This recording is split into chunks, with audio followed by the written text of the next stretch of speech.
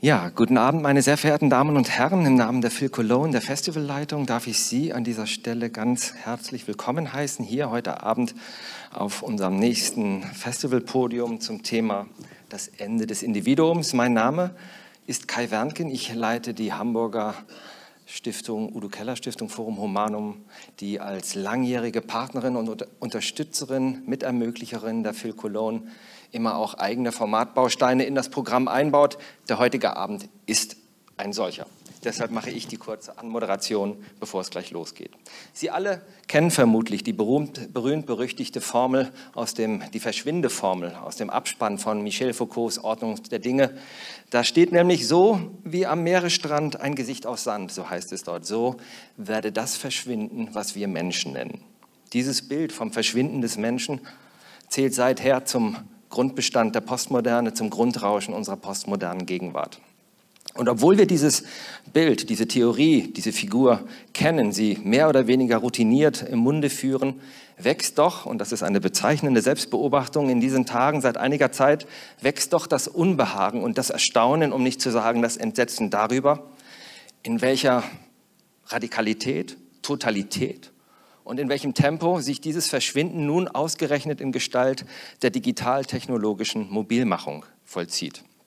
Man ist überrascht und wundert sich und fühlt sich erinnert an einen ebenso berühmt-berüchtigten Ausspruch von Karl Marx, der ja festgestellt hat, dass alle weltgeschichtlichen Dinge mindestens zweimal passieren. Nämlich das erste Mal zunächst als Tragödie und beim zweiten Mal als Komödie. Und man könnte jetzt fragen, ob dies auch für theoretische Figuren auf die Figur vom Verschwinden des Menschen zutreffen könnte, wenn auch in merkwürdigerweise umgekehrter Form. Kann es sein, dass hier zuerst die Komödie, die postmoderne Theorie, die postmoderne Provokation gewesen ist und jetzt in Gestalt der digital-technologischen Mobilmachung mit allen ihren Konsequenzen die tragische Realität? Das sind die Fragen, das sind die Verschiebungen, das ist das Feld, in dem wir uns heute Abend hier auf dieser Bühne bewegen wollen. Und Sie merken natürlich sofort, dass auf diese Fragen, die wir hier heute Abend unter dem Label Ende des Individuums traktieren, dass auf genau diese Fragen viele, viele Podien unserer bisherigen Festivalwoche zulaufen. Ich denke hier natürlich an die Eröffnungsabende zu Corona und zur Klimakrise, die ja im Zeichen von Selbstbestimmung, Autonomie und Freiheit standen und nicht zuletzt an den gestrigen Abend, wo wir hier auf der Festivalbühne zwei Abgeordnete des Weltgeistes aus dem Silicon Valley hatten. So, und das ist jetzt der Moment, wo ich unsere beiden Protagonisten hier auf die Bühne bitte. Das ist zum einen Gaspard Koenig, der philosophische Newcomer, der Shootingstar aus der Hauptstadt der französischen Postmoderne in Paris, und das ist Wolfram Eilenberger, der als Autor, Bestsellerautor des berühmten Buches Zeit der Zauberer vermutlich wie kaum ein anderer Gegenwartsintellektueller dafür vorbereitet ist auf die Einsicht, dass das wirkliche Zaubern möglicherweise erst in diesen Tagen digitaltechnisch anzufangen beginnt und dass die Zauberer und die Art und Weise, wie hier gezaubert wird, ganz anders als erwartet sein wird. In diesem Sinne werden wir jetzt hier auf Englisch diese Fragen traktieren und Gaspard Koenig und Wolfram Eilenberger, the stage is yours.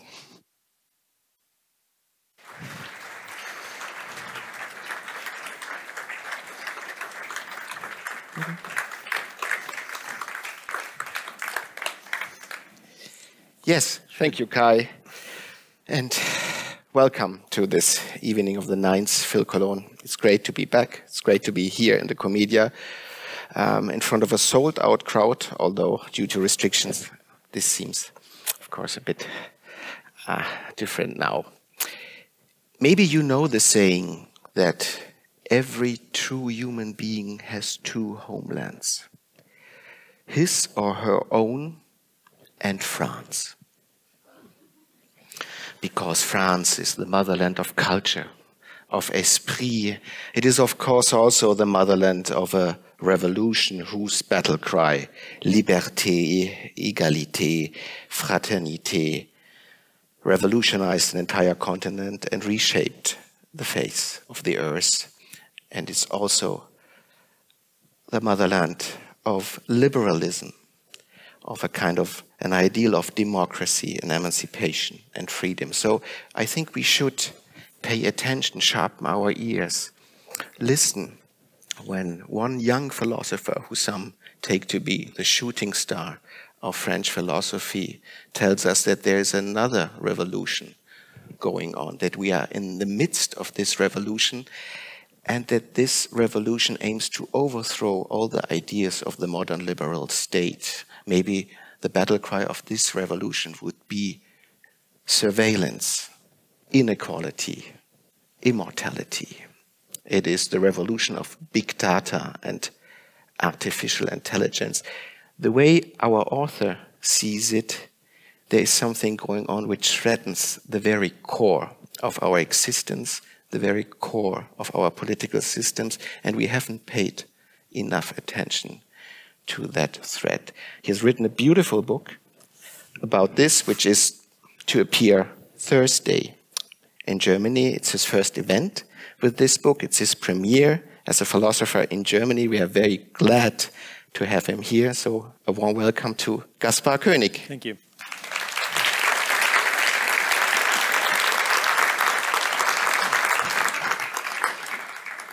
Gaspard, so good to have you here. Es tut mir leid, dass wir nicht auf Deutsch das machen können, aber es wäre nicht möglich sein. Yeah, we just talked about this. I would probably be able to understand his French and he would be able to understand my questions, but we don't have the language where we could really meet. So it's English again, but that's okay. It's probably better for you too. Let me start with the most difficult and the most uncanny question a human being can face. Who are you? I'm a writing machine. So there are people who are sex machines, right? Actually, many of us are machines in one way or another, and we will talk about machines quite soon. But what I've been doing in life in different forms and shapes is to write. So I write articles, conferences, documentaries, movies, books, anything. So I spent my day really writing. But I try to combine that with going on the ground. And so what I've been doing for the past 10 years, as the ancient philosophers used to do, right? They used to just stroll in the city. That's what Socrates was doing. He was spending his day outside talking to people. That was called philosophy at the time. So I'm doing it in a slightly more structured way, but also in cooperation with a number of press outlets in France. I go around the world, and when I have an idea or I want to test an idea, I go on the ground, and I spend weeks, months, sometimes yes, more, a year, to immerse myself in a culture, in a community, or to travel in a way or another. And that's what allows me to, first of all, to refine the idea, to make it credible, and then to speak in plain French. And not to try to overcomplicate things, right? I enrich myself with the discussions I have on the ground, and then I want to speak for those people as well. So I don't like philosophy that over-conceptualizes things. In fact, it's very easy to over-conceptualize, and it's more difficult to keep it simple. So I go around. I did this journey on artificial intelligence that took me 4 months, literally around the world, to the US, China, Israel, Denmark, France, UK. And you met 125 people, leading brains when it comes to AI and big data. Right, which in itself was not easy because those people are not extremely accessible. There is big money at stake. They are always very busy. They don't tend to speak a lot by nature, right? They're a bit geeky very often. So it's not easy to meet them. And it was actually part of the challenge. And it's also part of the problem. Fernand Braudel, when he describes the evolution of capitalism, he points out that there were many different cities, Amsterdam, Paris, London, New York, that were world cities, not global cities, but world cities, meaning cities where every different profession, like intellectuals, investors, economists, poets, and so on, would gather and be at the heart of the progress of society at the time. It's not a coincidence if Adam Smith writes from Edinburgh at the time of the Industrial Revolution. So people were gathering in the same space, and they were talking to each other.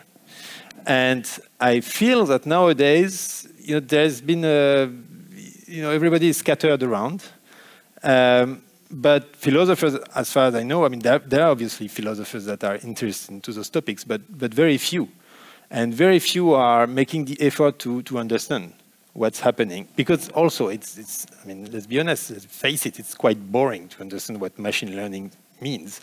But one has to do it, because otherwise, what do we talk about? I mean, we talk about Heidegger, as we discussed previously. We talk about metaphysics. I mean, philosophers in the 16th and 17th century, they used to talk about sciences as they were and techniques. And it's very important that we understand, well, obviously, I'm not becoming a computational scientist, but at least I have a, sort of a notion of what that means and who are the people who are doing it. Gaspard, before we go to the content of the book, I would really like to introduce the method and the man behind the method, because you have a very special approach to philosophy. You're a studied philosopher, but you're not really an academic philosopher. And you are, when I was preparing this event, someone asked me, so who is this guy? What does he do? And I said, it's very hard to describe. He's a mixture between Michel de Montaigne and Hannah Arendt, which means that he writes essays in a very plain, in a very witty, in a very stylish way. And you're also a reporter. You go to places with a very philosophical idea about things, and then you look and try to find out how does that work out in so-called real life. And what he really did in that book, and the book that will follow this book, is that he travels with a certain conception of what he's interested in, with a certain ideal of how a society should look like, and then he talks to these people, the movers and shakers, shall we say, for example, of the AI and KI movement. But you're also a very political animal. You are the founder of a think tank, which is called Génération Libre, which means the free generation. You are, and that is not so self-understood, a self-identified liberal, a centrist, we should say. And you also are now the founder of a kind of a political movement which you call sampler or simple. So for you, it seems to me, the mission of philosophy is not only to understand society, but to shape it or to protect it. Well, again, I think what I do is quite traditional in a way, because philosophers used to do that, right? I mean, Plato tried 3 times to go to Syracuse and to advise the ruler of Syracuse, Denis. So he failed 3 times, and he ended up in prison or harassed by the pirates. So that sort of shook a bit the world of Western philosophy, and then philosophers thought, okay, well, better not advise the powerful, because then we put ourselves in jeopardy. But there's always this temptation, obviously, at least when you don't limit yourself to metaphysics and you venture into political philosophy, well, then obviously you speak to power and you sort of want to shape things. I mean, fortunately. It's not that I appreciate particularly that politician, but as a matter of fact, Margaret Thatcher, when she was asked, what do you believe in? She took from her pocket or from her bag a book from Hayek. And she was Friedrich von Hayek, yes. An economist and somewhat of a philosopher. Right, yes. And that influenced a lot what she was thinking and what she did when she was in power. And they were also in correspondence, the 2 of them. So, yes, when you try to structure some thinking about society and what society look like, then you're always connected to the world of public policy. And that's why I founded this think tank. And it's the same, I think it's the same approach, like to put the idea, to confront the idea with the reality. You can do that by traveling, going on the ground and talking to people. But you can do that as well by shaping a political idea into something very concrete. So that's what a think tank is doing. So for instance, if I advocate basic income, as I do, like Grundeinkommen, then you can write hundreds of articles about the philosophical principles and the philosophical history behind that idea. But what the think tank is doing is that it's gathering economists, sociologists, lawyers, and they're trying to work out, how it would actually look like in France today. So how much it would cost, what it would replace or not. And only by going into the details, you can first make it credible, so that people who don't even share the philosophical principle, they're interested into the substance of what you're doing. They say, okay, I don't really share the starting point, but actually it makes sense. That's how you convince the administration and bureaucracy that it's actually something workable. And that's how also it has some feedback effect on the idea itself, because when you try to apply your idea to reality, then it feedbacks on the idea itself, and you say, okay, so maybe not that part, maybe we do it individually, not family. Anyway. Yeah. So there's an equilibrium that you search between the ideas and the reality and the feedback loops that are created by that very approach. Exactly, and politics is about that, actually. You know, when we talk about the German and the French political climate, we think we understand them, but actually they're very different. They're extremely different. I will just try to illustrate this with a little story. I used to work for a French magazine, which also was then in Germany, Philosophy magazine, and the first time that we met with the French team, our sister team, we were talking about the leading intellectuals in both countries. And I was explaining this person in Germany, and the first questions all of these journalists asked, is he from the left or from the right? And they always said, is he left or is he right? And after half an hour, I got really annoyed and said, look, it's not the most important question because there's also a center. And then they said, you know, in France, it's like that. If you say, I'm from the center, that means that you're from the right. Which means that liberalism, as you understand it, as a centrist project, has a very hard time, was almost eliminated in France. And that story that I tell was pre-Macron, right? And now it has not only a renaissance, but it's actually very lively. And you are part, if I understand it correctly, of that generation and of that movement. Well, I would put Macron to one side of that discussion. And I think it's still quite relevant today that people are divided between left and right, and Macron is basically now associated to the right. Right. So exactly that's the way that I enough. present. Yes. Yeah, right. And now that's what I found. So I discovered the classical liberalism through books, through philosophy. I read Condillac, I read Tocqueville, and then I thought, well, that's really where I belong. It's basically this philosophy is meant to organize a society around the emancipation of the individual. And basically it says the individual should have the most possible choices in life, should be able to decide on his own values, and the state should be there to facilitate that process, to liberate him from different influences that he has not chosen, and should be neutral in terms of how we define the good life.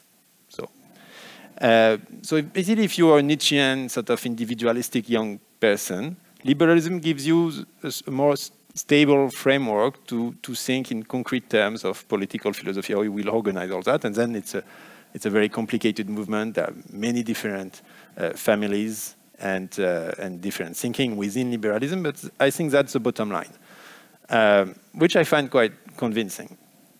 And then what I realized is that in France, not only, so I went through all the philosophy curriculum in my studies, I taught philosophy, and I never heard the word liberalism, to be honest. I mean, we did study Tocqueville and Locke, but not through that prism of liberalism, and I had to study 1 year in the US at Columbia University to discover this continental tradition, basically. And so yes, it's been more or less eradicated from our political but also intellectual agendas. And everything starts with the ideas. So once you eradicate the ideas, then obviously at the end of the chain, there's nobody in politics representing that very idea. And I thought and so it's no surprise that I think most, if not all, French parties are still Jacobin, right? They believe in a strong government, in a very vertical structure. Then the left would be more redistributive, the right would be more nationalistic, but they do share that idea of big government. And when you don't, you feel a bit alone, right, in France.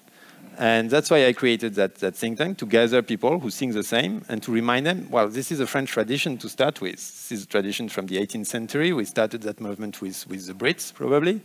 Then we have this long tradition of thinkers up to nowadays, from Tocqueville to Aron to Jean-François Revel very recently. And so we have to revive that as a coherent system, updated to the current the subjects that matter today, like artificial intelligence or basic income. Liberals have something to say about those things, and and the idea of a think tank is that you have to promote ideas and policies into the public debate before they resonate into politics. So you don't go directly to the political side, but you start with really the fabric of policies. And the starting point of your book was fear, I would take it, and the impression that something very uncanny, dangerous, is happening right now in the world, not in a special country, not from a special party, but it's a more powerful, transnational, technological movement. And the book is absolutely fascinating because it's not only a book of a philosopher, it's also a book of a reporter, of a political thinker. And the impression that I got is that there is kind of a cognitive dissonance or a paradox, a quandary at the heart of this book, because your main idea, and you forgive me for making this suggestion, is that in one respect, the promises of artificial intelligence are widely overblown. They are fantastic. They are sometimes so confused that they cannot even be false. The progress in that respect seems much bigger than it actually is, especially when it comes to imitating the capacities of the human mind. And on the other hand, the threat, the power, the influence that big data and parts of artificial intelligence have on our societies and our political system is still largely underrated. So in one sense, there's a blowfish phenomenon. They just talk things that don't make sense. And on the other hand, things are happening that no one gives enough attention to. Is that one way to describe your anxiety?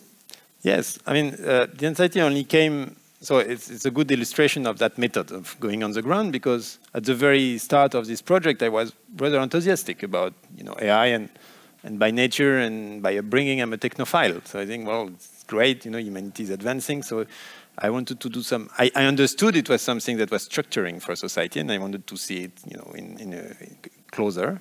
But I wasn't too worried, and then it came along the way. Indeed, what I found is that, so maybe for the audience, if I want to describe artificial intelligence, which is a word which is not used so much by computational scientists themselves. They just say computers, basically, or machines. But let's say what an AI does today is machine learning. So machine learning is that you feed an algorithm with lots of data. The algorithm makes correlations. The human mind cannot really trace back those correlations, so they don't know exactly how the system has been organized by the machine. And then it gives a conclusion. And that conclusion is usually proved quite accurate, or accurate enough to be then embedded into a human system. So let's take a very primitive example. AI would recognize a picture of a cat. Okay, so you give a picture to an AI and says the cat is there, because the AI, the algorithm, has been trained to recognize the cat. And then people sort of marvel at the AI, and they say, oh, it's fantastic, exactly what you said. And then they make a lot of funny stories about super intelligence and how AI will take over the world, and how AI will make jobs disappear. And we all talk about those big things, which don't really make sense on the ground. And why don't they make sense? So I'll take another comparison. I wanted to go back to the top of the simple roots of artificial intelligence, like the first machine. Which can compare with AI. And the first machine is, in fact, an invention by a magician from the 18th century called the Mechanical Turk. And the Mechanical Turk was a machine, like disguised as a Turk, behind a desk, and he was playing. He was a chess player, playing. Like a robot. Like a robot, yeah. And he was playing chess. And so the best minds of the time, including Napoleon, were playing against the robots, and they were defeated. And so in the Parisian salon, people were marveling at this. They said, oh, it's incredible, this automat has beaten the human. Exactly as we say today, oh, AI is beating us at many different sectors. And they didn't know the trick. And the trick was so simple, I'm ashamed to tell you. The trick was that within that desk, there was a human there was a chess player, and the chess player was actually guiding the robot. But there was a system of mirrors which made it very hard to guess that there could be a human. So that was really the trick, and the proper innovation of that thing was not about playing chess, but it was about concealing the fact that there was a human within that desk. And you may know that Amazon has named its microtasking platform the Amazon Turk. Do you know that? And they know exactly what they're doing. They're very clever. And that's a direct reference to the Mechanical Turk. And it says, well, on that platform, researchers who want to identify a cat can ask thousands, millions of people and pay them, like micro amounts to label images of a cat. So they say, okay, I need 10,000 images of a cat, and you write down, this is a cat, this is a cat, this is a cat. Right? Then I integrate all that into the machine, into the algorithm, and I train the algorithm to recognize a cat. So at the end of the day, when the algorithm tells me, oh, this is a cat, it's not magic. Well, it's as magic as the Mechanical Turk used to be. In fact, there is a human behind. There is a human within that desk. And the human is, in fact, not one human, but 10,000 humans who labeled pictures of cats, because only a human mind can recognize a cat, not a machine. A baby, after having seen 3 cats in his life, can recognize a cat forever. A machine cannot do that. It needs it's in thousands and thousands and thousands of instances of cats. So what the machine does is that it doesn't replicate the human mind, it just imitates the outcome of the human reasoning or the human perception. But because it has so many data, it is able to do much better than we do. So when you read a big headline saying, oh, AI, it identifies cancer cells better than the top 10 doctors in China, it's not how it should be read. It should read 10,000 doctors who labeled tumor cells and communicated the result of their causal reasoning to the algorithm have defeated 10 doctors, which is just fair, right? Because they're more numerous. So when you see it that way, and through that metaphor of the Turk, which I think is quite relevant, you don't need to enter into all the technical details about deep learning, but you get the idea. And you get the idea, yes, this is something useful, this is something efficient, it works, but it is not something that of another world. It is something which is quite, in fact, apprehendable. So I don't buy all what they're telling us about, and also for other reasons, maybe that we don't have time to develop, about super intelligence and all that. And singularity and all of these buzzwords. Right. But Gaspard, can I ask you, you went to UL Harari, you went to a lot of Stanford people, you met with people in Tel Aviv, in all kinds of places, and you said your first idea was that maybe there's something behind it. Can you remember the moment where you realized, oh, the emperor is naked? There is nothing at all. It's just words. They misunderstand what they do. Well, they don't really, because in fact, all those theories about singularity and superintelligence are very often written by physicists, like Bostrom, Tegmark. They are from the physics side of science. And so they like to over-conceptualize about black holes and the end of the Earth and the explosion of the sun, which is all fine, but very theoretical. And so they take AI and they say, well, that's a new threat, and they create institutes like the Future of Humanity to make it a threat, actually. But what I realized is when I was talking to computer scientists themselves, then none of them, or very few, were actually interested into those theories. And they told me, I remember in Oxford, the very, very first interview that I did, I met with the head of whatever computer science in one Oxford college, and immediately told me, no, well, that's super intelligent, forget about it, The reality is that now we have difficulties to recognize words, so we are at the very primitive stage of development of artificial intelligence, so all that is totally overblown.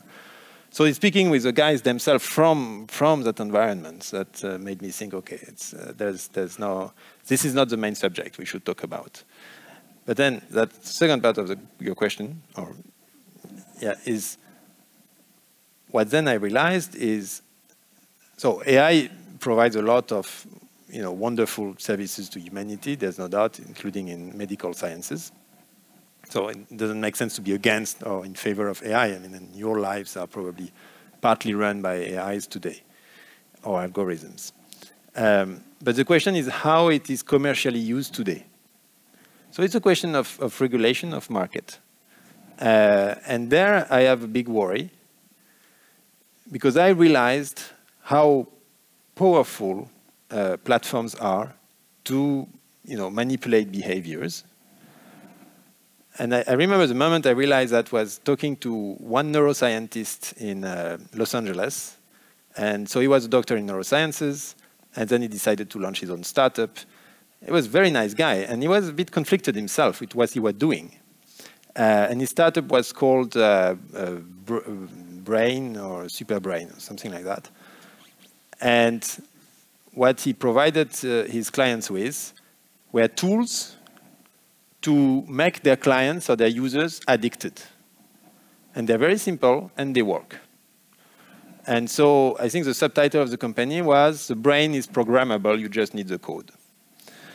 And you think, as a liberal, you think, okay, we are free individuals, we are free to choose among different services, so, it's fine. It's private competition, it's private enterprises. If they succeed, it's because they, provide something that's interesting for the public, which is, my first reaction.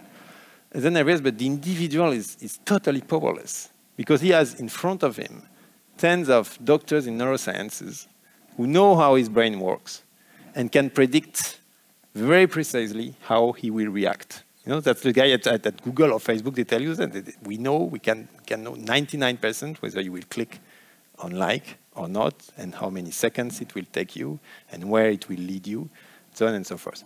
And so the main question then I realized about this AI, how it's commercially used today, is about, obviously, data ownership. We'll talk about that later. But it's about free will. What do we do? And that's exactly the discussion I had, and the discussion in general that people have with Harari that you mentioned. So how Harari frames the debate is exactly the good question. He says, well, if now neurosciences and behavioral economics and the rest tell us that free will doesn't exist, that we can trace, our neural networks so precisely that we know from that input that we'll get that output, and those. So if we have proven that there is no free will, that we are determined by what we receive and then how we react to it, then, and if that scientific sort of advancement leads to a world of AI which nudges people into certain behaviors. So that's linked. This sort of scientific consensus in the US against free will is, I think, linked with the development of AI. And as you've seen all the time in the invention of new techniques, there is a whole intellectual framework behind it. And I think that's the framework, the end of free will. And the point of Harari is, okay, if we are now in that world, then everything changes, because liberalism, in terms of democracy, market economy, and our judicial system, is founded on the idea that the individual is responsible, is free to choose, and so on. If that's not the case, then this is earth-shattering for our societies. Let's maybe stop here and summarize. And I'll start with the end. You think at the heart, at the core of the liberal tradition, and its idea of what it means to be human is the free will. Now we find out that there are actually very easy ways to manipulate the will, and we are all being manipulated by these very tricks all of the time, through social networks, through Amazon, through Google. Now that happens. But from a philosophical point of view, I would like to ask you this. The free will was very puzzling to Immanuel Kant. It was very puzzling to Laplace or to David Hume. And when I listen to Yuval Harari and many other scientists who think about the free will from a philosophical point of view, I think there's no progress either. No. It's the very same questions, it's the very same problems, and AI actually does not enrich our discussion. It's rather that you have the idea, well, if you read Kant and Laplace, you will have the same problem. No progress. So my question to you is, the problem of free will is there, but it was always there. It was with the Enlightenment, and it did not threaten the progress. Yes, but the question is, no, but I totally agree with that. Already Epicurus and Lucretius were discussing, you know, where the atoms go, yes, you know, in only one direction, or if they can diverge, and if there is a moment where they diverge, and so on. So this debate is endless. It's interesting to point out that the sort of humanists were always on the side of free will. So to me, it's more a political question. So, for instance, Erasmus and Luther had also this debate, and Erasmus went on the side of the free will. Theology was very big on the free will for a very long time. And so, do you think there's real progress? No, I don't think there's progress, but I don't think the question. In fact, I think that they are using that intellectual framework to make that manipulation happen, and that provides a justification for the development of the nudge system. And it's very clear, like every scientist I talked to, every researcher on AI, he had one god, one master, is Daniel Kahneman. Daniel Kahneman and the theory of cognitive biases. Maybe you should explain what the nudge is and why it's so important to these people. So the nudge is the idea. So nudging in English is elbowing somebody to push him or her in a certain direction. So you push somebody in a direction, but in a very subtle way. And so the person is always free not to go, right? Always free to resist, but there is this continuous influence. And by designing the choices that you have. Exactly, by choice design. So to make it short, but Daniel Kahneman is this psychologist who also got a Nobel Prize in economy, who came up with the idea of cognitive biases, that we have biases that we think we decide for ourselves, but in fact we are influenced by factors that we don't control. And so disciples of Kahneman, like Richard Thaler, also a Nobel Prize in economics, all those people are very mainstream today, so that counts. Politically that counts, that's my point. Yeah. He said, okay, well, then if we are all biased, then the task of public policy is to, nudge people in a certain direction because they don't know really what they are doing. So we can leave them some room of choice or some fake room of choice because we don't impose something, but we nudge them well enough. It's like the sanitary pass, right? You're not obliged to be vaccinated, but there is a very strong nudge. So we nudge them towards a certain behavior. And we nudge them because otherwise they would do harm to themselves. So it's for the best of them. Exactly, and that's very utilitarian, and that's anyway. And so so that's what the nudge is, and that's how. And Kahneman himself says, well, we need to accept that algorithms will choose our life for ourselves because we ourselves our capacity to choose is too poor. So we need to find a way, a technical way, to do better. And that's exactly what the AI guys are doing. They are trying to find technologies that will allow you, and that's my whole point, to delegate your capacity of choice to the machine. So based on those intellectual premises, say, okay, so you delegate your capacity to choose. And that applies to very small things in your life. Like, for instance, when you receive now an email through Gmail, have you noticed that they also offer you different responses? Pre-programmed responses. Did you notice that? So what people do, well, first of all, it acknowledges the fact that Gmail reads everything you write. It's quite transparent, at least. And then, obviously, it's very comfortable. So if Gmail knows how you write, if you use a lot of exclamation marks, for instance, then that algorithm, through all those correlations that we're talking about, will provide an answer which may seem quite satisfactory. And you have now a choice of 2 or 3 answers. And so you will take the habit to click on the answer because it's more convenient. And then at the end, you will have only one answer because they will know you so well that they will only provide one answer. And then maybe at the end of the day, they won't even ask you. They will just respond directly to another machine, which will have sent an email directly as well. And so you delegate, on small things like, are you free today? All right. But then what you have lost is, the idea that maybe when you receive an email, you will make a private little joke, or you know the person, or you will refer to something that has nothing to do, or you won't do it, but you will think about it. So you will deliberate. You will have this process of internal deliberation. Then in that situation, you'd better not have it at all. And that applies also for big things in life. So I met with companies, for instance, companies around the job market, about finding the right employer and matching employees in employment. Matching is a big word, you know, and the same applies to dating websites.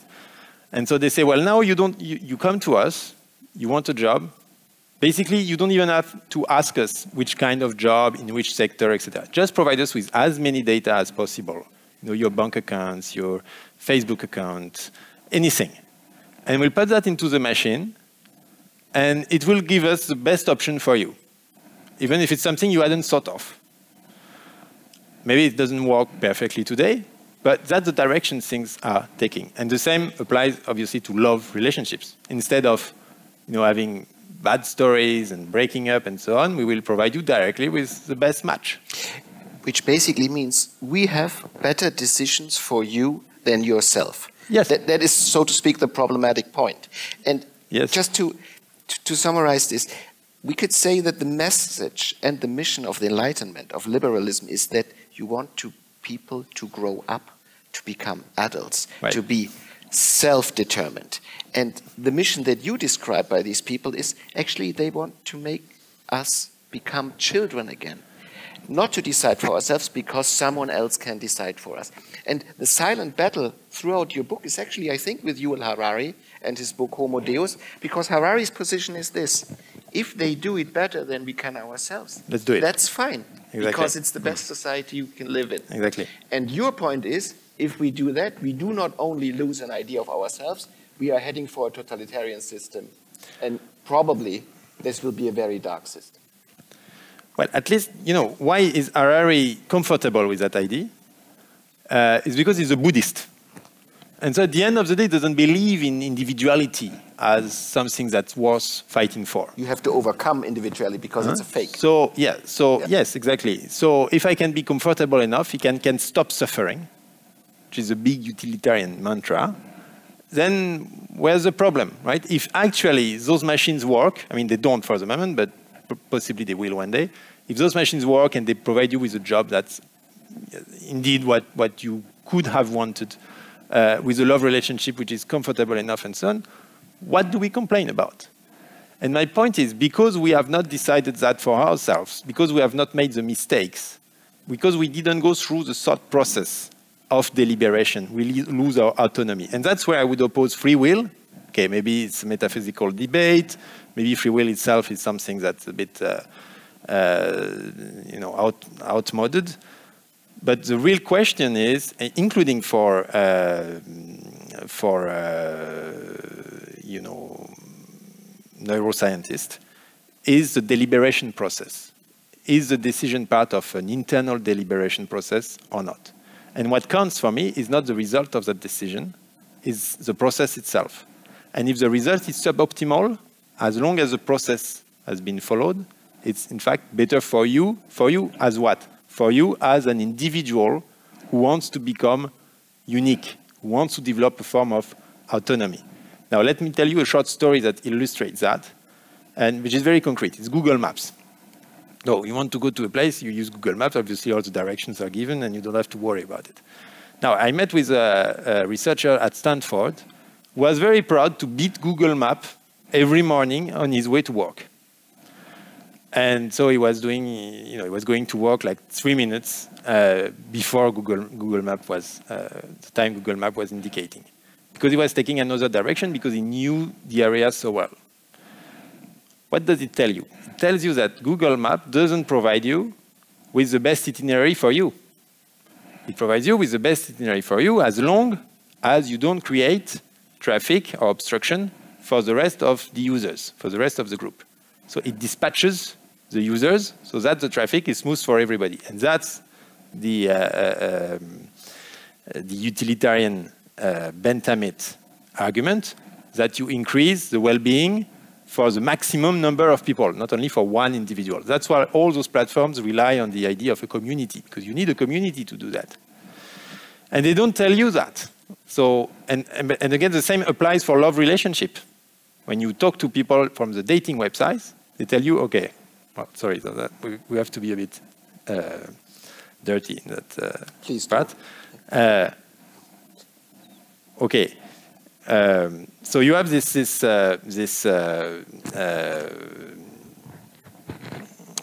system where the guy asks sort of which age he wants for his relation, and the woman does the same.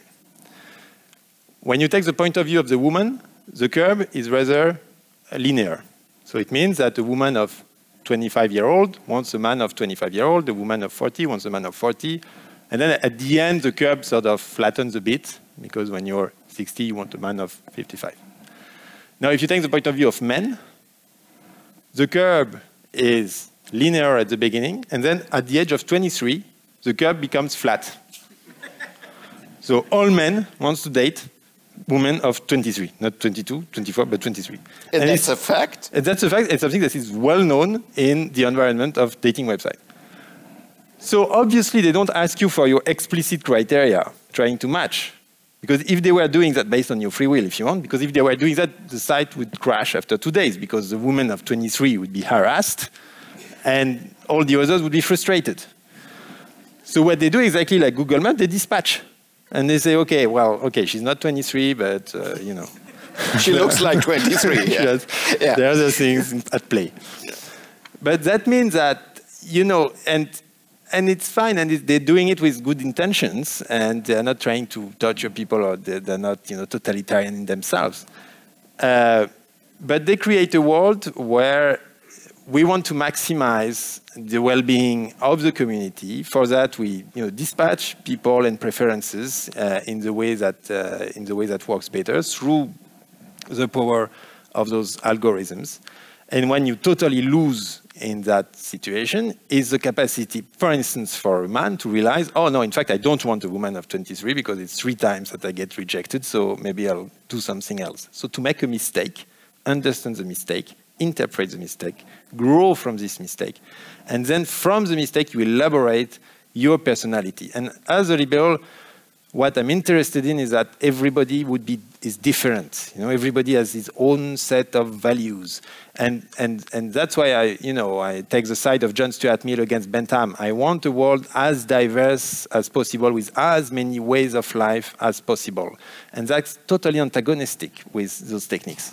But Gaspard, the way you describe an ideal human life of personal growth, of mistakes, of rejecting, of becoming yourself eventually, right, which is at the heart of what you call the individuum, right, and the end of the individual right now. That's a very young idea. Kai Bernken told us how young that idea really is. Maybe it's 250 years old, but it's certainly in Europe not much older than 400 years. Right. So, and the question, of course, is, and this is a question that we discuss a lot at the phil.cologne here, is if that really was such a great time for humanity. And if the individual paradigma really made this world better. And there are 2 leading narratives about it. You could say there's a Steven Pinker narrative, and they would say, of course, everything is better. People die later, they are more healthy, they are more rich. Actually, when we look at the data, everything has become better. And the question is, why don't we realize that? And the other history or story that people tell, for example, Luisa Neubauer here on stage or other people, is basically this individualism, this funny idea of becoming yourself by buying stuff, by consume, by ideas of reaching your potential. This destroyed not only the cohesion of most societies, it also destroyed the ecological basis of this earth. And here comes my question. Couldn't one at least entertain the idea that the primacy of the individual makes things very complicated, makes it ecologically very, very expensive? And if we look at the corona experience that we had right now, it seems that if we really put our money only on individual choices, it won't work. It's not good enough for times of crisis. Okay, so I perfectly agree that the end of individualism, the end of the individual, das Ende des Individuums, would make the world better, for sure. You believe that? Better in utilitarian terms. So there would be less suffering. There could be doubt about that too. It would be more, sorry? There could be doubt about that too. Well, if you take the logic of AI, that where it should lead to, right?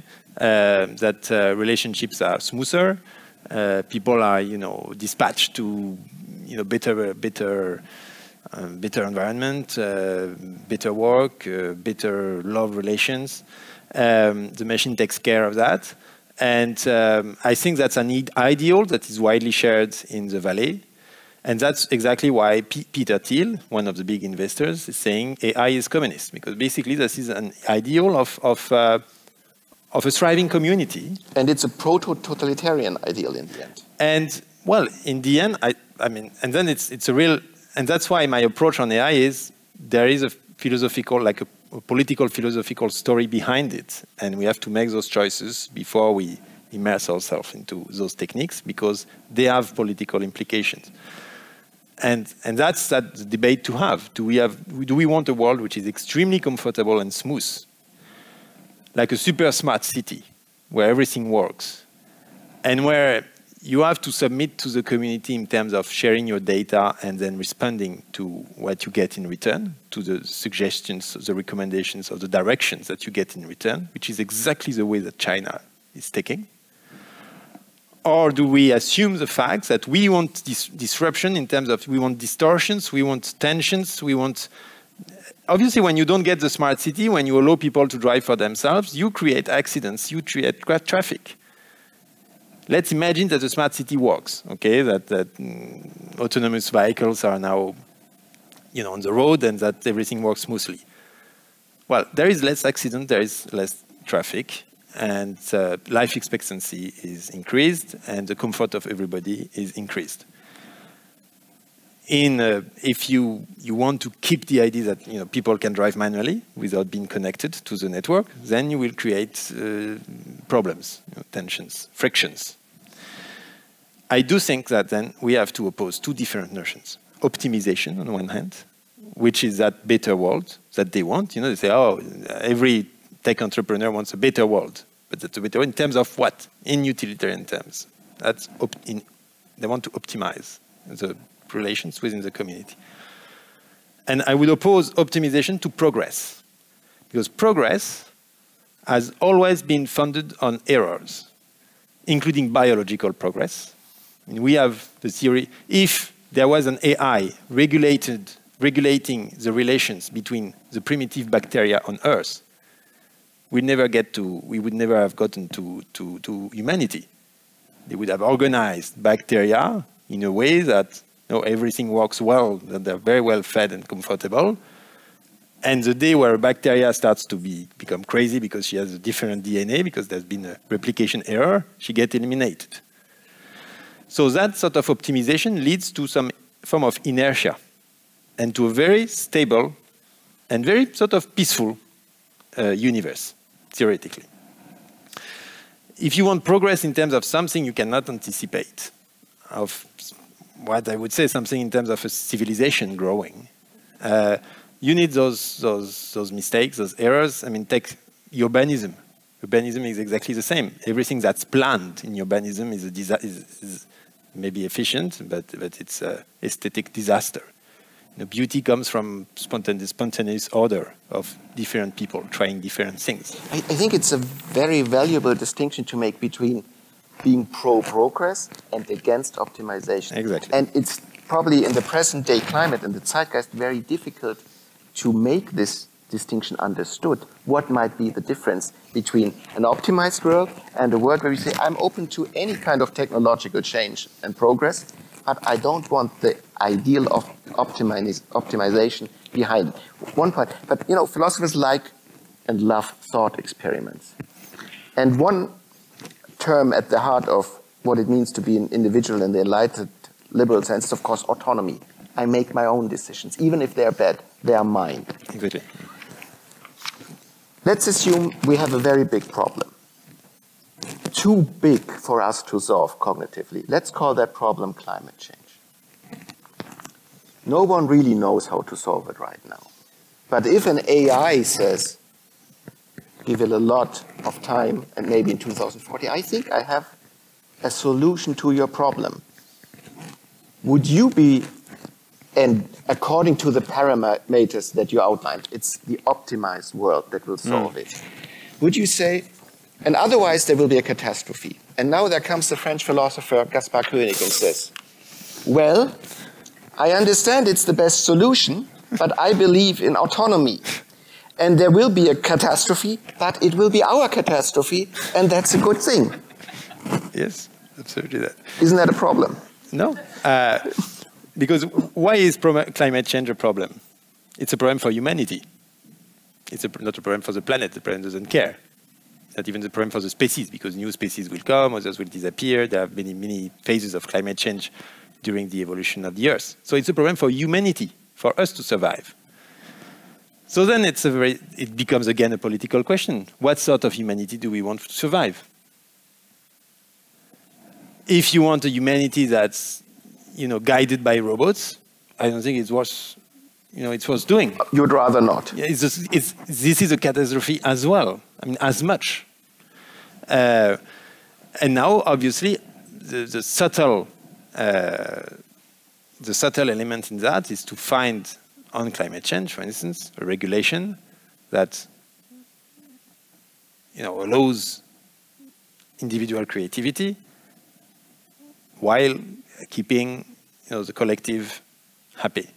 And I know we won't discuss climate change here, right? But in theory, the principle of a carbon tax, for instance, is a principle that allows people to try a lot of different innovations. It's not a plan that you impose on humanity. So it keeps the idea that spontaneous order can solve many things. But at the same time, it creates the right incentive system for that to happen. So it's not to discuss about it, because that's it's a different topic. But it's just to illustrate the fact that there are other ways, and that when we want to save something, we have to ask ourselves, but what do we want to save exactly? If we want to save humanity, but humanity becomes, again, run by an AI, I don't see the need of saving humanity, actually. I understand, and it's a brave thing to say, but it's also an extreme thing to say. But because what you're saying is, I only care about humanity in a certain form, according to a certain ideal. And one could, of course, argue, you live in France, I live in Germany. The last 400 years, we lived in this cultural space where individualism was the water that we drink with everything that we say and breathe. It was our idea of what it means to be human. But it might not have been the idea in China. It might not have been the idea in Africa. Sure. It might have not been the idea of the people living in northern Finland. And what you're saying to me right now, and I think that might be a philosophical problem, I only care about humanity the way I perceive it. Well, when I went to China, it was very clear to me. So they embrace AI with a lot of faith. They don't have any doubt about it. That will make them competitive towards the US, that will allow them to become a superpower again, to be the superpower on Earth. They're very explicit. I mean, I had a dinner with Chinese entrepreneurs from the tech sector. It was fascinating how they made everything explicit. So I had the same, for instance, gaming, the gaming industry. I had a dinner with a guy in the US from the gaming industry who was trying to convince me that gaming was empowering people, giving opportunities, giving mental space, etc. And then his counterpart in China was telling me gaming is fantastic, it makes people addicted, it allows more control to the Communist Party. Thank you, at least, it's very frank. Mm-hmm. That's the spirit in China today. And so they have no problem with gathering data. And I met people who manage the city brains of the different city, and they gather the data, from all the different cameras, the different facial recognition system, and then they provide everything to the police because, what's good for the police is good for us, and that's the whole of society. There's no distinction between public and private. And that doesn't raise any philosophical problems because the individuals as such has no big value in Confucian philosophy. And it's no coincidence if there is a revival of Confucianism today in China, promoted by the Communist Party. Because we all belong to the same community, and that's what matters. Obviously, Confucius lived around the same time as Socrates, but they had very different, two very different opposite way of doing philosophy. Confucius wanted to help the government to do better, and he was always surrounded by disciples. And in fact, he thought when you're alone, God knows what sort of bizarre thought you will have. So it's better to be always peer-reviewed, always in the community. And Socrates is exactly the contrary. He's a rebel, the sole individual who fights against the government and ends up punished by that government. So, and that, if you want, leads indeed to the idea of the Enlightenment idea of the individual taking autonomous decision. Yes, that's my tradition. That's my philosophical tradition. I believe in that tradition as something that I want to cherish and to promote. Not to impose, but to cherish and promote. So I don't, budge from that. And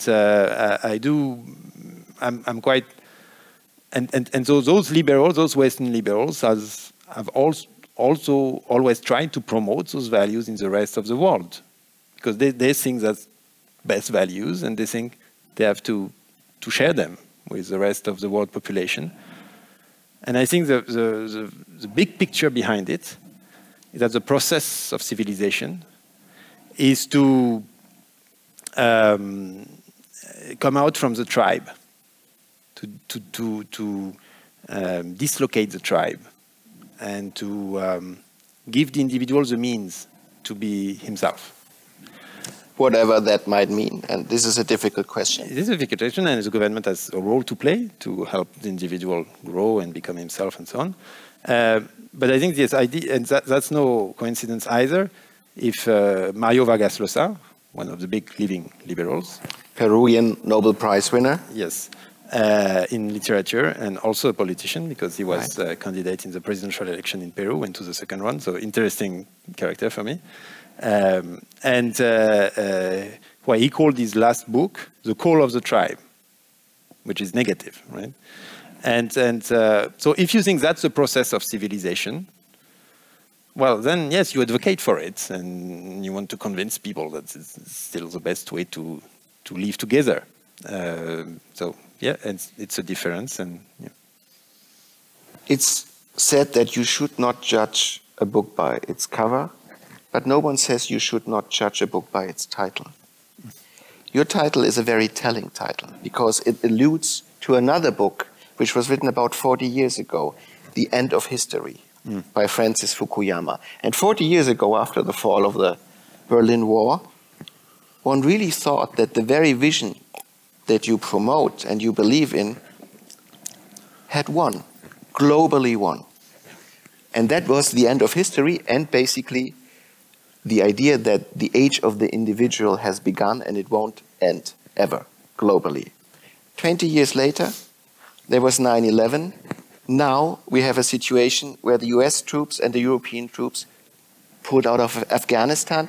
Isn't there a reason to believe that this whole narrative, that seems to be the only viable narrative for the entire planet, has had its time? That would not be because of the big data necessarily, and not because of artificial intelligence, but that the very idea of such a project is somewhat outdated. Yeah, and again, AI makes it even more difficult. So let me just come back 1 second on Fukuyama. So Fukuyama links prosperity and human rights, let's put it that way, and say, well, because you have property rights, freedom of speech, and so on, you'll be more prosperous. And that's our narrative, right? And so we think, well, it's win-win. Not only we ensure people their individual rights, but also it makes us richer. And so we beat the autocracies economically, politically, morally. So it's great. And what AI does, I think, is that it disconnects those two terms. So in order to be prosperous, you need less individual rights. Because the more you give people rights on their data, the more you will enfeeble your own economic system. And that new balance to strike between rights and prosperity or economic development, growth, and so on, is something we're not used to. So when the European Commission publishes its GDPR law on data regulation, which we could talk about, it clearly says, well, we harm ourselves. We know we're harming ourselves. We know the Chinese don't do that, and so they will become more powerful. But we do it because these are our values. And that's something that Fukuyama obviously hadn't anticipated. But in my perception, maybe we have delinked sort of individual rights and economic growth, but it doesn't give us any ground to not to continue promoting our vision of enlightenment. Henry Kissinger, the old Henry Kissinger, wrote an article about AI, one of the best I've read, called The End of Enlightenment.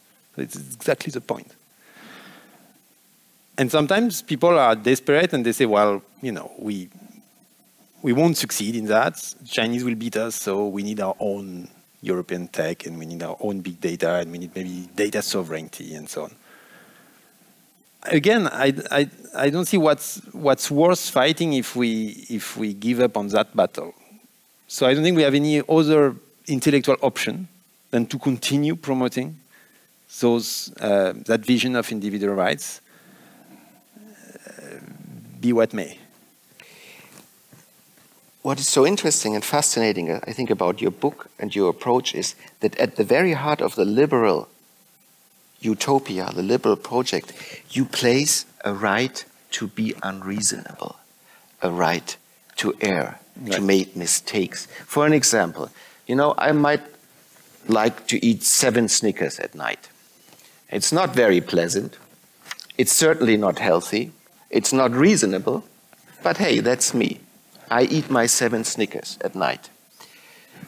And there's no justification for it, and certainly in the vision of optimization, there's no place for such a thing. And probably the smart fridge won't allow you to do that. And the smart fridge won't even buy me the Snickers that I want and need. Say, no, it's not good for you. And Gaspard Koenig says, a society that does not allow for its citizens to be unreasonable, even highly unreasonable, even self-harming, cannot be a free society, and won't be one. Yeah, well, that's why it's so difficult to be a free society. And I've never said that a free society was a comfortable society. Take free speech. It's always very unpleasant to hear people saying dumb things, right? Your first reaction is you want to forbid them from saying it. And it needs to take some effort on yourself to allow that to happen and to say, no, but because of this and that, and because I'm in the same situation, and because you cannot distinguish by law the right and the wrong, then they have to express themselves. And so it takes a lot of reasoning. So being liberal, that's why liberals are never very good politically. They're extremely powerful intellectually, but politically they're not very good because it's a very complicated message. It's much easier to say, oh, we forbid freedom of speech and you're forbidden to eat Snickers.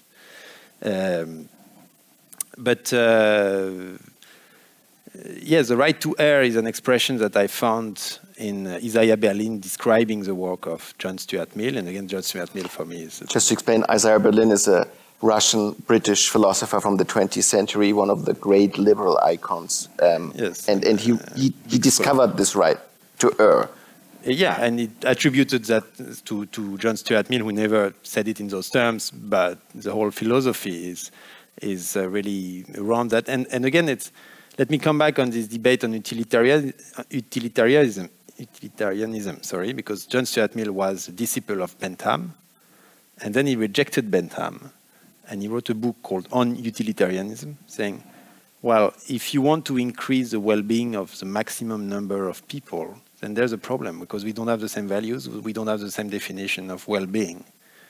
And actually, the purpose of our society is to make those definitions as diverse as possible and not to encompass everything under one single criteria.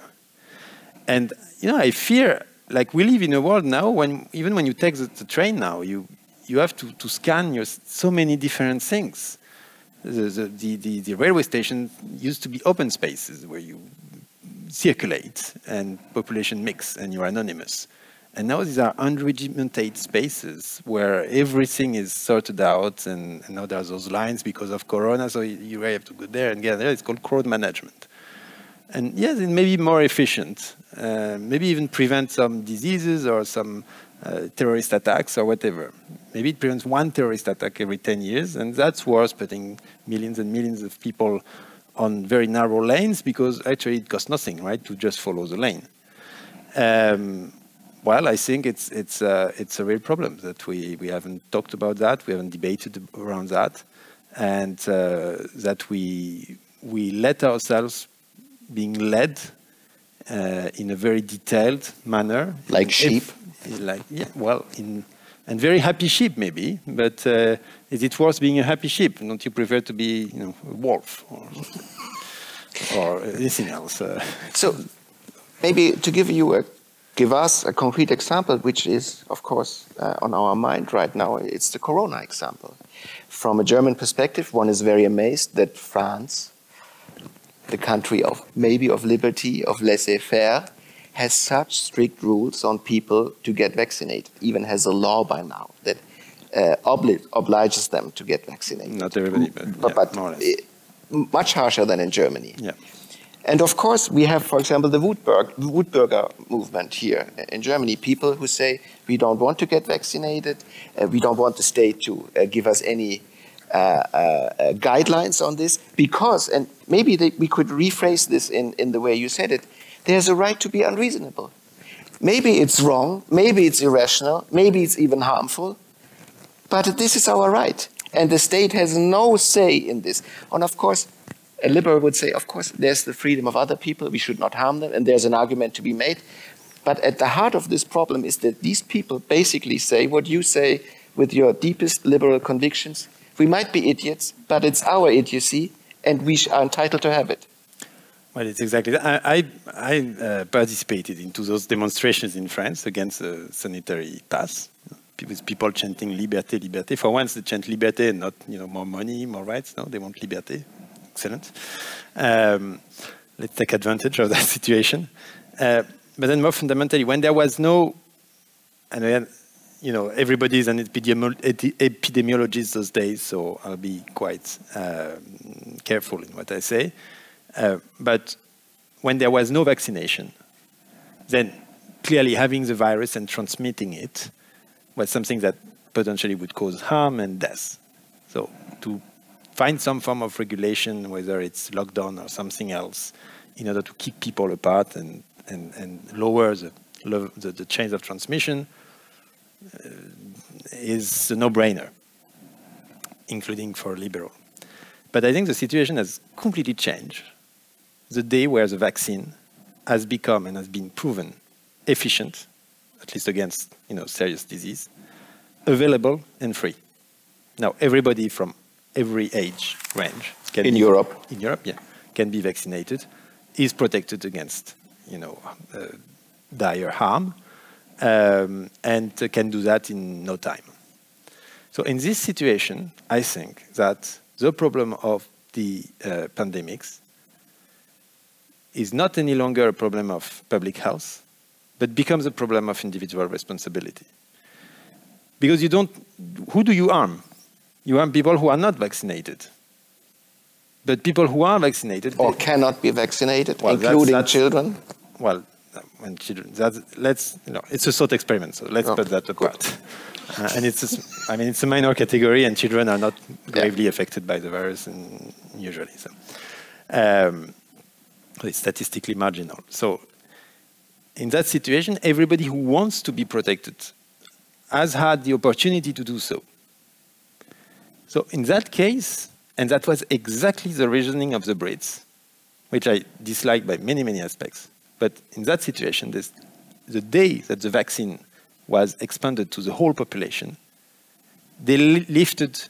And although the pandemic was extremely high and contaminations were extremely high, they said, now we have no reason to maintain any sort of restriction anymore. So faced with exactly the same scientific data, they took, for political reasons, completely opposite approach to France or Germany, saying, now everybody has the possibility to be protected, so now it's your responsibility. Like Denmark too, and for if example. you pass it on, you pass it on to people who don't develop grave forms, so you don't do harm to people except to those who have taken themselves, the option not to have that vaccine. So fundamentally, I think that excellent vaccination, and that's the role of the government to put that in place, eliminates the arguments in favor of restrictions. And then among those restrictions, so that's a subset of the reasoning, among those restrictions, I find those sanitary passes particularly harmful to society. The passes, sanitary passes that you have and we have too. Yes, you have to. Yes.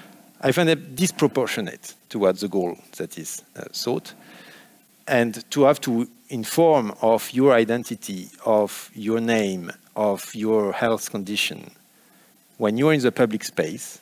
So to transform the public space, which is supposed to be a free space, into a series of different capsules where you have to basically check and where you transform part of the population into the police, into policing the others, you really enter into that sort of Chinese system of, surveillance and of the population. And that's the start of the paradigm I absolutely want to avoid.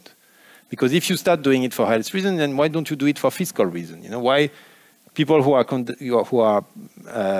guilty of fiscal fraud, for instance, why do they benefit of utilities that have been financed by the collectivity? So they should have a crucial tipping point. So if we allow that, we might allow the other fiscal stuff pass. Fiscal pass, and then every aspect, and then you would be, nudged into different spaces depending on who you are, on your identity, on how you look towards a facial recognition camera. And I mean, is that the society we want to live in? And yes, possibly a society with less terrorist attacks and less diseases. Let's imagine that. Okay, let's assume that. Is this worth abandoning what I think is the raison d'être of our civilization, of our values and our enlightenment? You're not only a critic of present-day politics, you're also kind of a liberal utopian. You want to rebuild liberalism for the 21st century. And maybe there are three main projects that you advocate for. I will probably focus on two. Basic income, unconditionally, for everyone. You think that is at the heart of a liberal project today. And the second is probably more to the point with AI and big data, data ownership. We have to be the owners of our own data. Maybe you could shortly outline why that is so important and what would be the benefits in terms of autonomy concerning these two ideas. So basic income is, in fact, if you put some attention to the history of the notion, it's almost part of every liberal project for 2 centuries. So the sort of founder of the idea, Thomas Paine, in Agrarian Justice in 1796, is clearly influenced by John Locke. And Paine is actually a very interesting figure because I don't know if you know that, if you know him, but he's both a founding father of the American Revolution and the only foreigner sitting in the French Revolutionary Assembly of 1790. So he had this revolution on both sides of the Atlantic, and I think it basically comes from merging the two traditions of Rousseau, of equality, of Rousseau, and of private property and value creation of Locke. But anyway, so Paine is fully part of the liberal tradition, and then John Stuart Mill had some words on the basic income. Hayek, Friedman, obviously the super neoliberal. Good, but why? As a liberal, and why? As I understand it, is you want to be independent of the state. You want to have as little connection with it as possible, and with the basic unconditional income, what the state says is, I know you, I see you, I give you money. Right. So first of all, I disagree with the premise. I don't think the liberals are against government or the state. In the 18th century, the liberals founded the modern state. And if I would put it in one sentence, the mission of the state is to give to the individuals the means of its autonomy. So every word counts. It's not to give him autonomy, it's to give him the means. And among those means, there is obviously financial means. And so that's why Paine is saying that it's the right of man, right, to have his survival guaranteed, because that's part of what constitutes your personality and your capacity to develop that personality. Now, from a more pragmatic point of view, do you want to eradicate extreme poverty? I mean, there are very few political philosophers who say no. Adam Smith was also a moral philosopher. He wrote a theory of moral sentiments, and he was obviously trying to find any possible ways to help the poor. So do you want to alleviate extreme poverty? I know only a few libertarians who would say no, and all the Trumps, they just have to kick their ass out and from the startup. Reasonable people don't say that. So if you want to eradicate extreme poverty, then the basic income is the least paternalistic and intrusive, to come back to the second point of your question, and least intrusive way of doing it. Because you're not asking people, why are you poor? Are you poor? We will control you are poor. How money do you earn? Nothing. A lot of bureaucracy, too, that comes with it. Good. Right, and the social bureaucracy now, it's been very well shown by Daniel Blake in this movie, the movie I, Daniel Blake, was made by this British social cinematographer called Ken Loach, thank you.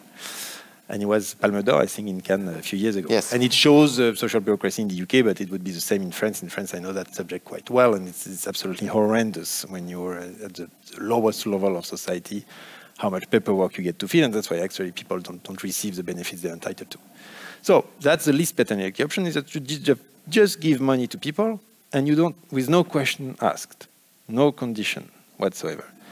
And then the liberal bet on human nature is you give people something without anything in return, without condition. Well, they will make a good use of it. Let's see. That's the basic assumption. Well, that's actually the assumption that underpins everything we promote. So if you're in favor of free market and enterprise and so on, you should logically apply the same consideration of human nature to the poorest. I mean, they're poor, but they're not dumb. And in fact, what every study shows on experiments of basic income, for instance, the study of Guy Standing, who is a British politist in India. So basic income has been given for 3 years, I think, to a population in Madhya Pradesh who is extremely deprived and uneducated and illiterate. Right? You give them basic income, what you see, and that's what I've seen as well when I went to see that in Brazil, in a village that experiments the basic income. That first of all, people make I use a slightly paternalistic word, but a rational use of the money. So nobody spends it on beer or whatever. Because in fact, the poorer you are, the more you become and the more economic is very careful. The more appreciated. So be careful about every cent. So it's in fact an elite reaction to say people will spend it haphazardly. And secondly, they all do a use of the money which is differentiated. So they don't use it for two same things, right? Because even the poorest, every individual is the better placed to define and to understand his own needs. So some are entrepreneurial and they will take hairdressing lessons in order to open a hairdresser salon. Some others need a train ticket to go to the city because they want to find a job in the city, and so on and so forth. So there's a strong case from a liberal point of view to be for global, basic, unconditional income. That would be global if possible, but let's start with our own nations, because obviously every nation is not in the same situation as when global, basic income comes into play. And the second point is, and that is more interesting. And basically, when I went to a global conference on global conference on basic income in Lisbon, organized by the Earth Network, which is the network that gathers every organization that works around the basic income. It was a few years ago. And the funny thing is that you had in the room, libertarians, tech people, and leftists. And that's one subject on which everybody could unite. And that also is positive. Interesting. And the second big project, I think, that you advocate is regain the data, re-own your data. And would that be by the force of law? Yes. So basically your idea would be that all the data sets that Google has about me goes back to me, and I can sell them if I want to, but they're, first of all, now mine, because I created them, and no one else should own it. Well, obviously you can exchange them, but contractually, which you don't do nowadays. So, in fact, that was the conclusion of the book on artificial intelligence, on free will and so on. At the heart of our decision-making capacity is the control of our own data. And then the sub-question is, how do you control those data? It can be by big government regulation giving rights and obligations, like the GDPR. But then you find the different political philosophy options. And as liberals, it's quite obvious that we will promote property rights. And in the history of techniques, property rights have always been extended when new techniques developed. So when books appeared, well, after a few centuries, Beaumarchais argued in favor of copyrights.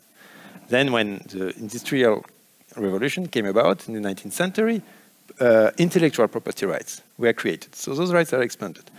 That all comes from the assumption that property rights are liberating.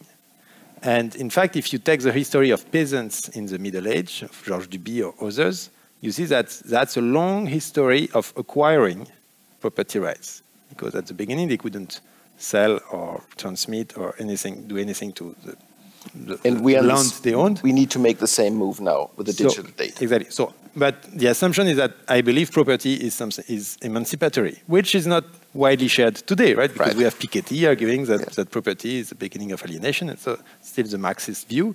But so we find those debates on data. And my point is, in front of Google, either you say, well, Google shouldn't exist or has to be dislocated, or we have to give back people, property of their data, but then Google sort of disappears. Either you say, okay, well, those models are functioning, but in fact, they are feudal. They're extremely distorted because what they do, they offer a free service, fine, which is not economically valued, it's just a service. And against that, they get all your data. Do you know how many pictures Facebook get in one day? 1 billion. 1 billion. And for that, they offer a service of... Private pictures, that is, by the users. Yes. And we have all signed terms and conditions by which Facebook can use those pictures for research, for trade, for many things. So my point is, in fact, we give much more value to Facebook than Facebook gives to us. And that's why they make ridiculous profits, billions of profits. Just because there is no contract. We give everything against some, and that is measurable. I mean, a market can measure how much Facebook offers me when it gives me access to its services. It's estimated to $20 a year, so that would cost $20 a year to access Facebook without providing my data. And how much does my data, how much value do they provide to Facebook? Obviously, Facebook transforms those data, but as raw material, they have a value, right? I mean, an enterprise would transform corn, but corn in itself has a value. And so the data we produce is our data, first of all, because they emanate from our body. So that's a sort of basic principle, that why we should own them, because if we own ourselves, which is another debate, then we should own what comes out of that self, including those data. And in that world, what the government needs to do is a simple line on the intellectual property code saying individual data are subject to property rights, which is not the case today in no country. There is no property rights on data. They are not considered as part of they're not patrimonial, how do you say? In that case, you would have a contract with Facebook. So you don't click on terms and conditions that you don't understand. There is a contract. Obviously, in order to negotiate and to make sure the terms of those contracts are proper, then there would be intermediaries, as there are banks and insurances today. And then you would have many options on your data. And you would have contracts with Facebook, but with every other data operator. The terms of your contract would be embedded into your sort of personal digital wallet of data. So you'd have your data in your own sort of little safe, right? And it's not entirely far-fetched. So again, on basic income and on data, so I take the idea from my traveling and so on, but then the think tank is developing reports that are made by academics, computer scientists, and so on to try to validate the idea and to... So those are not far-fetched ideas. They're completely reasonable. I mean, they could be implemented very soon. Actually, they're like a real possibility, a living possibility for us. That's what I think, yes. So, but then you would have many options. So you would have your data in that wallet, and you would configure your own contractual terms. Like if you want to share everything with everybody and get the most possible money in return, or if you want to keep everything and in exchange you pay for the services, but everything in between. What about the health data? Do you want to share? Do you want third parties? Do you would have all the possible options. And so the platform will click on your own terms and conditions and not the other way around. And as usual, it's it's not an economic question. Yes, it would probably, bring you a bit of money. People are trying to estimate how much that would you would gain, maybe 400, 500 euros a year. I mean, but it's not the main question. The main question is property rights gives you mastership on your own life and how you want to treat your data, and allows you to regain control on the algorithms, because the power of the algorithm depends on the data they're fed with.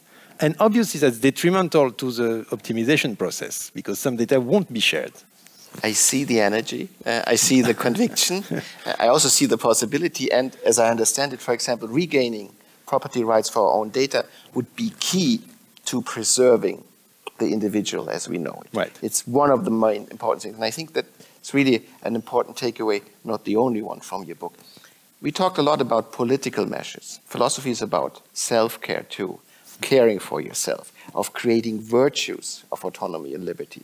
Some people do yoga, some do jogging. My last question to you, when you feel that you want to find yourself, hear your voice, cultivate that voice, what do you do? What is your main method to cultivate that? I ride my horse. You ride your horse through Europe, which you lately did. Yes, so maybe we don't want to immerse the audience with everything, but so after the AI project, my idea was precisely that, to regain the individual, let's say, right? To regain the self, to do something where I would be alone, would travel very slowly, where I would really meet with people for good and not just through meetings. And so what I did is that it took me 2 years. I prepared that project where I traveled through Europe, following the footsteps of Montaigne on a horse, on horseback. So it took me 5 months from Bordeaux to Rome, through Germany and through actually Bavaria, where I had a great welcome. I mean, thank you. I don't know if there are any Bavarians here, but Bavaria was the best part of the journey. I was welcomed everywhere. I was fed. I was taken for. It was admirable. And it's beautiful, and all the pathways are open. There are no barriers. It's extraordinary. Because I understand that there is something in Germany in terms of pathways. Sorry, there is something important in Germany, that in your constitution, or what is used as a constitution, like your basic text, somewhere it says that Eigentum verpflichtet. Yes. Right? Property gives also obligations, and that's why. The forest and landowners in Bavaria, for instance, but I'm sure everywhere else in Germany, are obliged to open and service their pathways. So you can basically go everywhere. I don't know how true it is, to which extent. I think it's a bit more complicated, but anyway, it's a nice idea. And I'm happy you see it. Let's keep it as an idea. So, and anyway, so the point was that journey on a horse was what Montaigne did exactly for that reason in a very troubled times of epidemics, pest and civil wars. He wanted to regenerate himself and to live with very little, because obviously when you're on a horse you carry strict minimum, and so I find it very. Although I found the research on artificial intelligence hard and a bit unpleasant in the world I was discovering, and a bit anxious. I mean, that made me a bit anxious. But the journey on a horse made me extremely positive, including on human nature, because I was greeted. So I went to the people of the town and asked for if somebody, because you cannot obviously anticipate anything on a horse. I mean, nothing exists, right? You have not a hostel for horse. It doesn't exist anymore. So you have to ask people for help. And they do provide help, except in Italy. In France and Germany, they do provide help. They do provide, it's extraordinary. And they come to you with food, with ideas, with material, with a room for you, with some neighbor who has a facility for the horse. And so you really take what's best in human nature. And so I feel we haven't lost the fight. How good human beings can be. On autonomy and human nature and so on, because what I found deep in the territories was actually extremely refreshing and encouraging. I told you today that we have a new philosopher in town who wants to save individualism from France. And now you go home and they ask you, what did he say to save liberal democracy? And the answer is, buy yourself a horse. No, I'm joking, of course. We have heard much more than that. I think you have given ample proof of the fact that there are still individuals. We have seen one in action, thinking with us. Thank you so much for being here, Gaspard Koenig. Thank you, everybody.